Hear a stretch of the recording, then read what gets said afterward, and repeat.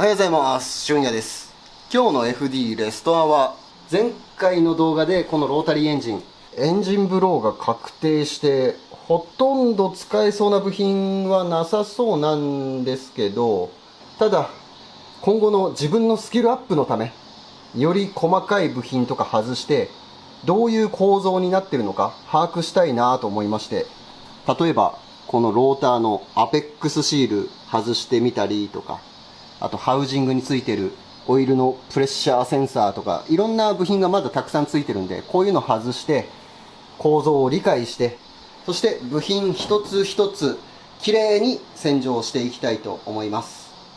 ハウジングとか、あとこっちのローターとか、洗っても使えないから洗う必要ないんですけど、うちのかみさんがこれをインテリアとして家に飾りたいというので、この辺も全部きれいに洗浄していきます。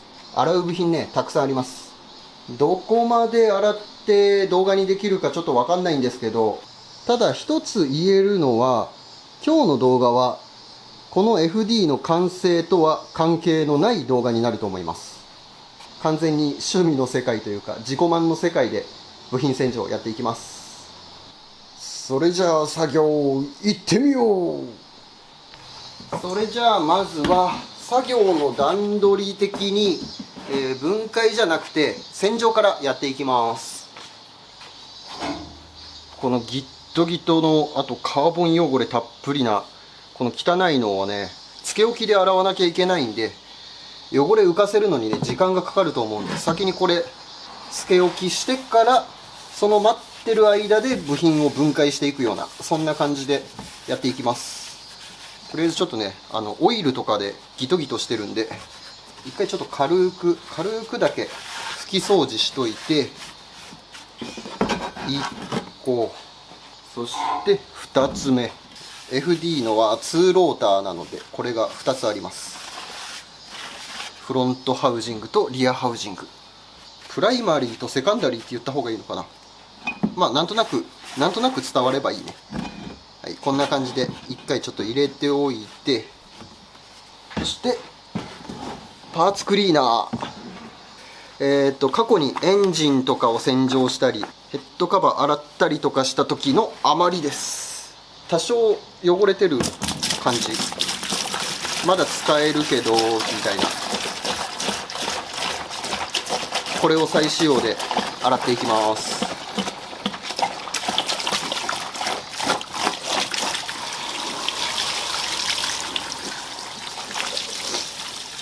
この状態で3時間ぐらいつけ置きしておきます。その間に部品の分解を進めていきます。まずはフロントハウジング、こんな感じ。とりあえずここについてるステーショナリーギア、これ外しておきます。あ、これスタッドボルト回んない。うっそ。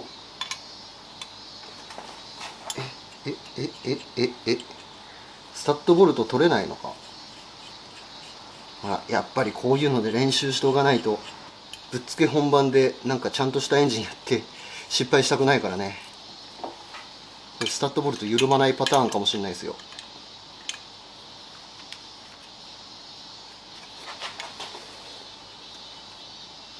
回んないわ。全然回んない。バーナーで焼いてみます。ネジロック剤が入ってんのかな。ネジロック剤が効いてるんだとしたらバーナーで炙って焼き切ることができるんで、ちょっとこれで実験。単純にサビで固着してる可能性もあるけどね。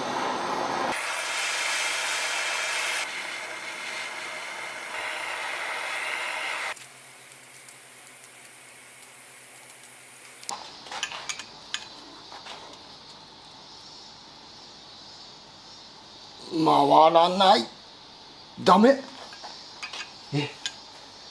ここのスタッドボルトは外せない前提なのか。ダメだ。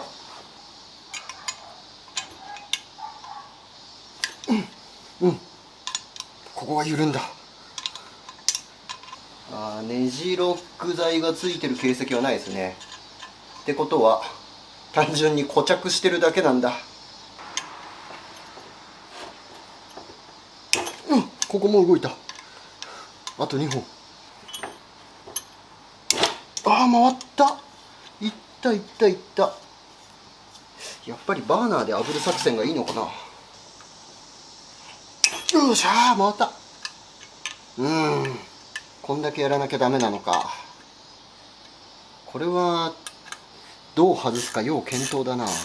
あんまりバーナーで炙りすぎるとハウジングが歪んじゃうよね。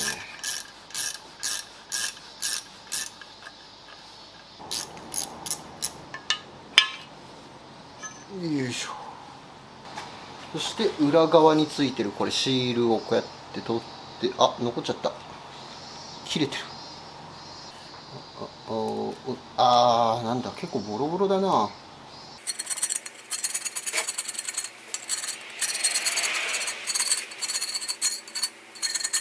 よし、これで OK。 はい、フロントのハウジング完成。お次はインターミディエイトハウジング、センターハウジング、これもバラします。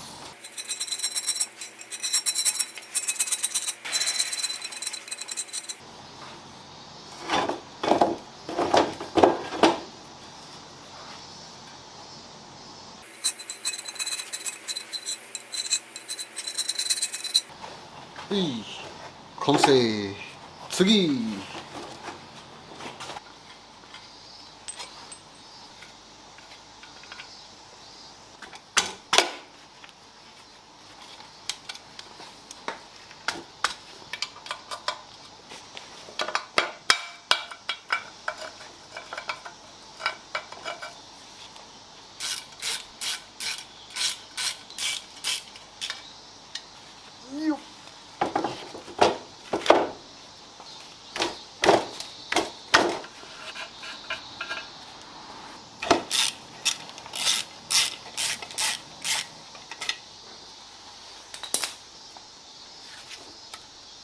よし。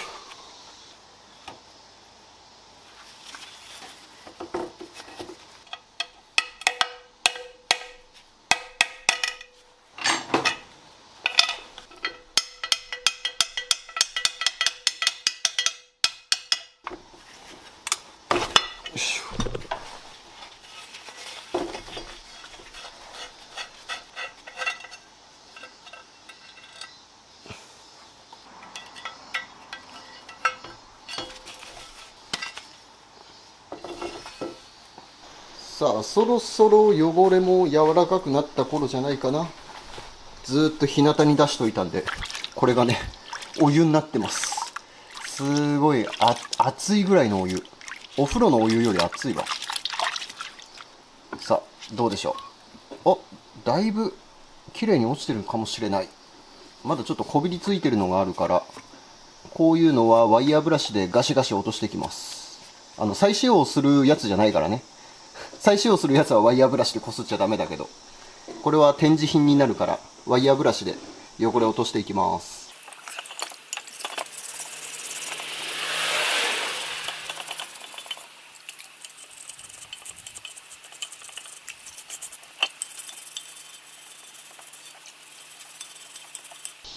だいぶ汚れが落ちました。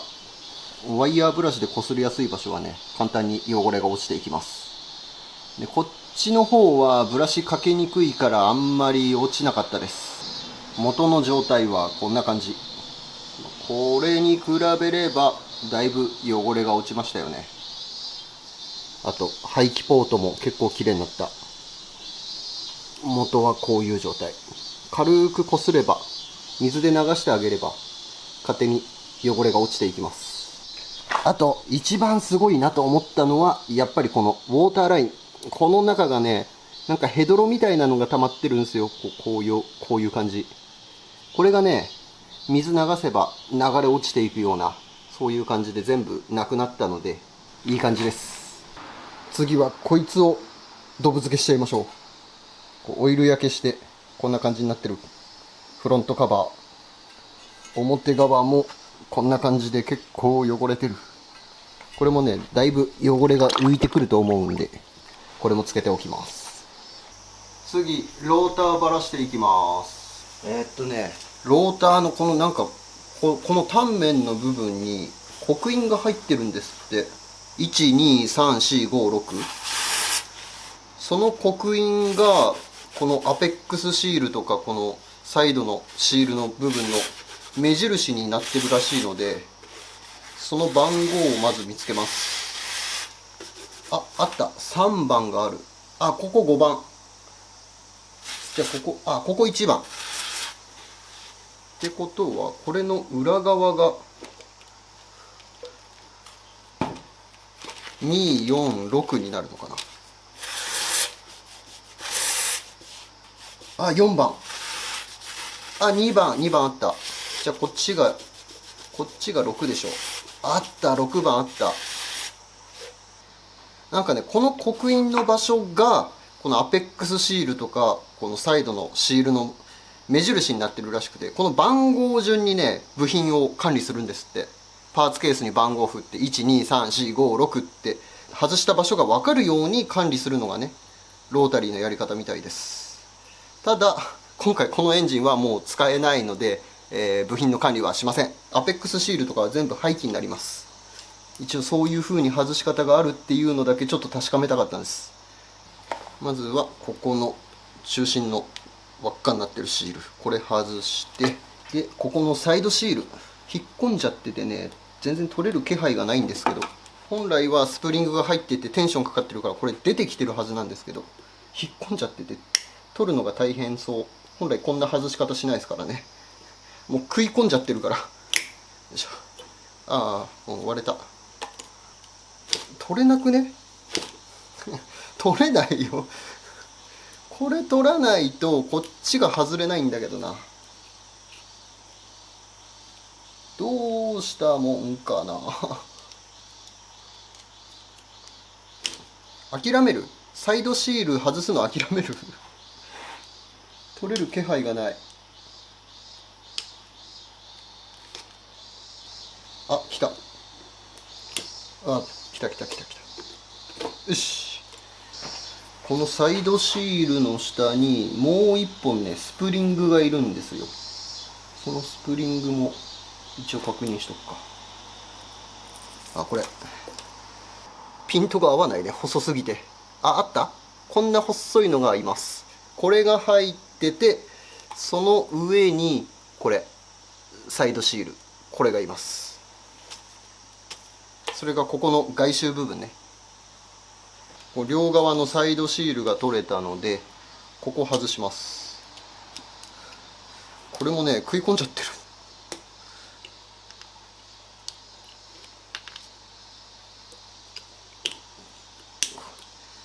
ちょっと無理やりだけど、アペックスシールの破片を先に回収しちゃう。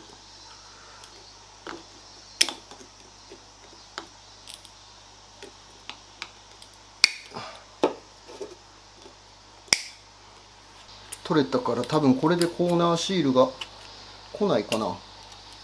ダメか?食い込んでる?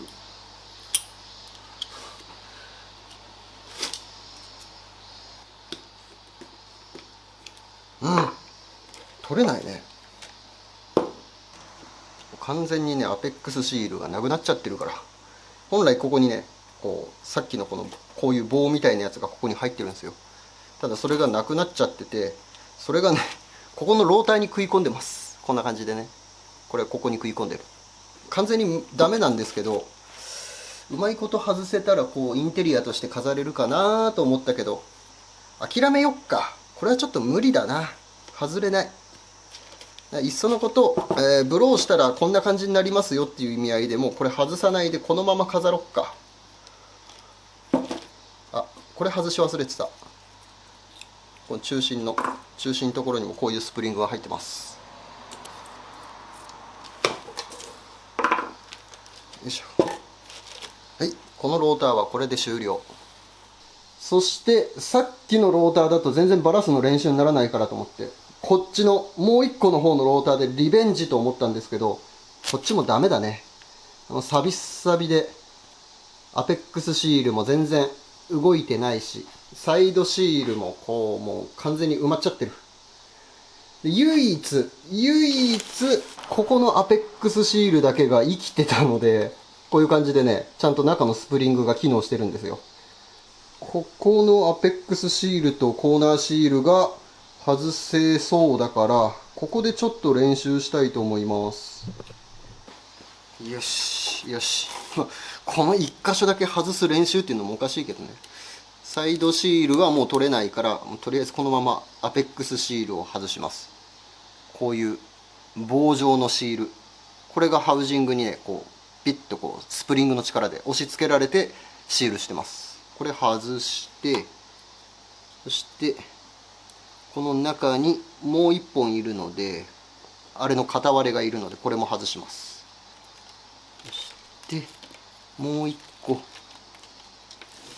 あれの片割れの片割れ、三角形のちっちゃい部品、こんなのもいます。これも外して、で中にスプリングがいます。アペックスシールを、押し出してるスプリング、これも2本外して、で順番ちょっと変わっちゃうけど、これでコーナーシール取れないかな、取れないかな。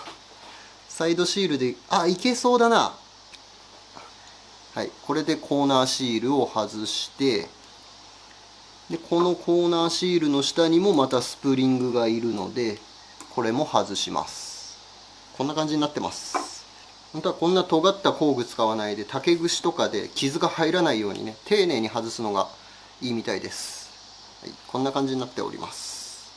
よかった、1箇所だけでもちゃんと外すことができて。アペックスシールの順番が分かりやすいように並べてみました。1本目がいて、2本目がいて、で片割れって言ってた三角形のやつがここにいます。で両サイドコーナーシールで押さえてて、その下にはこのスプリング、アペックスシールの下にもスプリングが2本、こんな感じで入ってます。よかった、1箇所取れてこういう風に撮影ができたからね。これすら撮影できないのはちょっと寂しいもんね。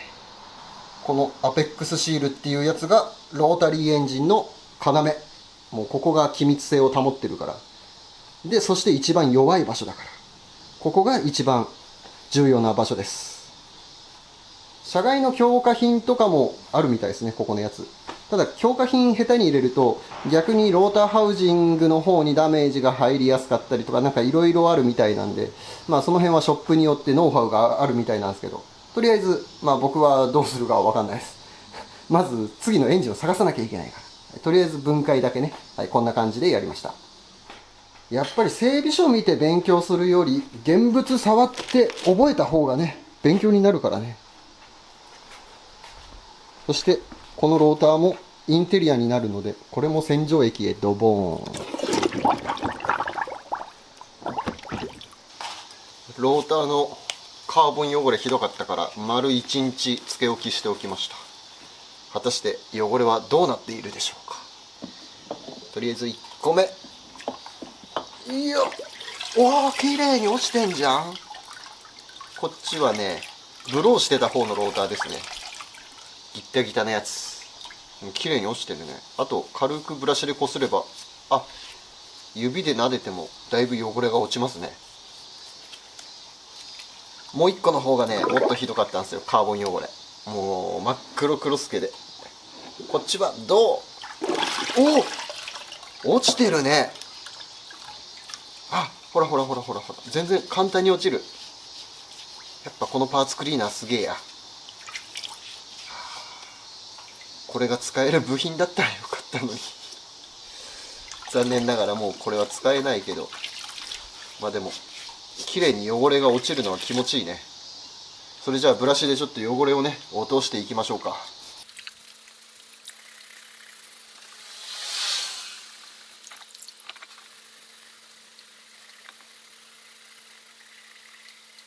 綺麗になるね。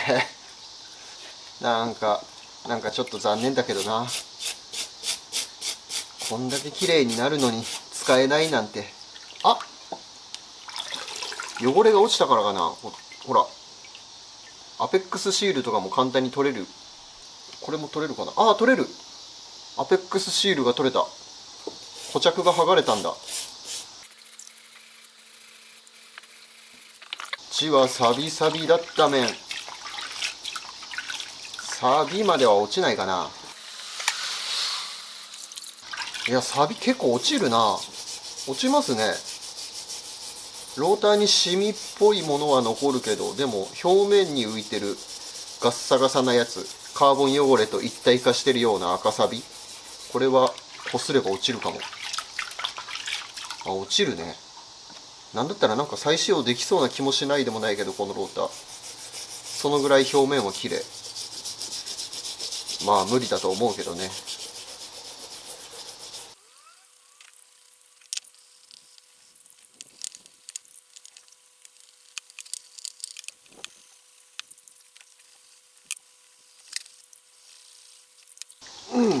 いいんじゃないですか。最初のガビッガビの真っ黒クロスケに比べればだいぶ綺麗になりました。ちなみにこのローター、これね、中の方こう空洞な感じになってて、ここがオイルの通路になってます。水につけてあげた時に水がジャバーって、こっち側にもちっちゃい穴いっぱい開いてて、オイルで冷却するような感じです。だからね、ロータリーはね、油温が厳しいらしいです。そもそも発熱量多いエンジンだけど、エンジンの外側、ハウジング側は水で冷却して、このローターはオイルで冷却する感じ。だからね、オイルクーラーが必須。こんな感じ。このローターに水は通すことできないからね。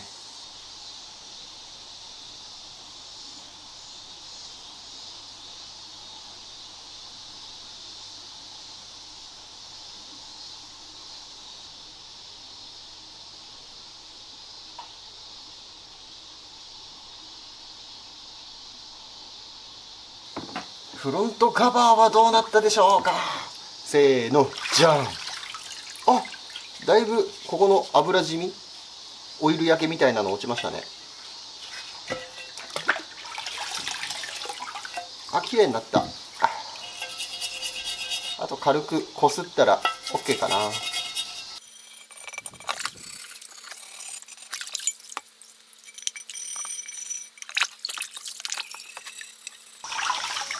ダメだな。こっちの表側は形状複雑すぎてワイヤーブラシがね、なかなかこう当たらないです。あんまりブラッシングできない。結構柔らかくなって汚れはね、こすれば落ちるんですけど、こすれない。落ちない部分はやっぱりブラストかな。仕方ない。これで諦めよう。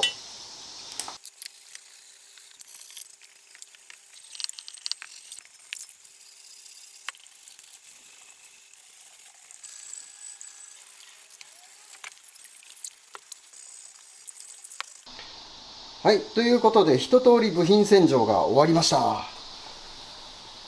形状が複雑でね、なかなかワイヤーブラシでゴシゴシとかできなかったんで、あんまり汚れ落とせませんでした。こんな感じです。ただ洗浄液につけて洗ったからオイル汚れとか、あとカーボン汚れとかそういうのは落ちたので、残りはサンドブラストできれいにしていきたいと思います。汚れたままブラシト使うとメディアがね、汚れてサンドブラストダメになっちゃうのが早いので、ある程度汚れは落としたかったっていう感じです。で、ブラストかけて、インテリアにしてみたいな、そういう作業はサブチャンネルでやろうかな。うちのかみさんがちょっとブラストかけてみたいとかって言ってたんで、かみさんにやってもらいながらサブチャンネルでこの辺の部品をインテリアとして飾れるようにやりたいと思います。そしてこっち側、クランクシャフトとかオイルポンプとかステーショナリーギア、そしてオイルパン、こっちの方は洗浄は一切やってません。インテリアとしても使う予定がなくて、で部品としても全然使えない部品たちなので、もうブローしたエンジンだからね。クランクシャフトも傷入っちゃってるし、ブローした時の金属片とかがオイルポンプ噛み込んでる可能性があるので、見た目的には綺麗だけどね、気持ち的に使いたくないからこれも再使用しない。で、ステーショナリーギア、これもローターが暴れたっぽくて、多分ギアがね、なんかちょっとやばそうなんですよね。だからこれも再使用しないかな。使うとすればこの辺か。